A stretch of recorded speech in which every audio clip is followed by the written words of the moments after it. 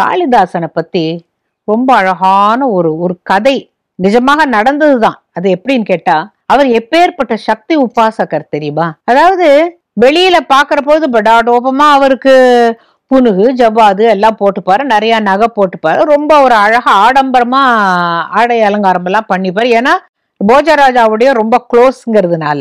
தண்டின்னு ஒருத்தர் இருந்தார் அதே ராஜசபையில. அவருக்கு ரொம்ப கோபம் இவர் மேல.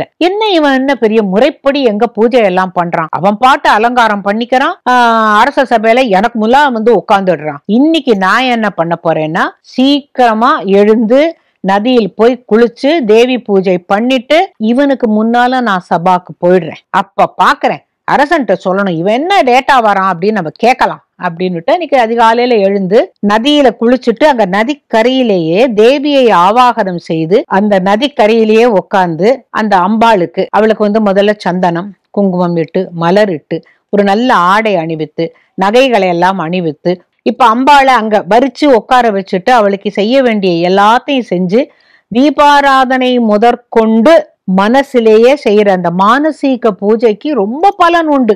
இப்ப இவர் பூஜை பண்ணிட்டு இருக்கிறாரு, பூஜை முடிக்க போறாரு. பூஜை முடிச்ச உடனேவே அவர் வேற அலங்காரம் எல்லாம் பண்ணிக்கிட்டு சபைக்கு போயிடுவாரு. பார்த்தா அப்பதான் காளிதாசன் வருகிறான். வரும் பொழுது அவன் இப்பதான் வரான், இனிமே இவன் போய் நதியில நீராடி இவன் வீட்டுக்கு போய் பூஜை பண்ணி இவன் வரதுக்குள்ள நம்ம போயிடலாம் அப்படின்னுட்டு அந்த மனசு கொஞ்ச நேரம் சலனம். இவனை பத்தி கவலை. பூஜை பண்ற போது அவனை பத்தி எதுக்கு கவலைப்பட்டார். அப்ப அவர் என்ன பண்றாரு, அந்த அந்த கவலையில என்ன பண்ணிட்டாரு, மானசீகமா அம்பாளுக்கு கிரீடம் வச்சாச்சு. ஒரு மாலைய போடுறாரு. மாலை போட முடியல, சின்னதா இருக்கு. மாலைய போட முயல்றா. அதாவது இது மனசுக்குள்ள நடக்கிற கதை. காளிதாசன் போறான், நதியில் குளிக்கிறான். குளிச்சுட்டு வரும்போது, தண்டி அவர்களே அந்த கிரீடத்தை எடுத்து விட்டு மாலையை போட்டு விட்டு பிறகு கிரீடத்தை வையுங்கள். உனக்கு எப்படி தெரியும் அப்படின்னு கேட்டார். என்னது? இல்ல நான் வந்து இப்ப மானசீகமா அந்த மாலையை போட முயன்றேன் அப்படின்னு. அதுவும் தெரியும், எனக்கு முன்னால் நீங்கள் சபைக்கு போக வேண்டும் என்று நினைக்கிறீர்கள் அல்லவா, அதுவும் எனக்கு தெரியும். நீங்கள் போங்கள், நான் பின்னால் வருகிறேன் அப்படின்னு சொன்னானாம்.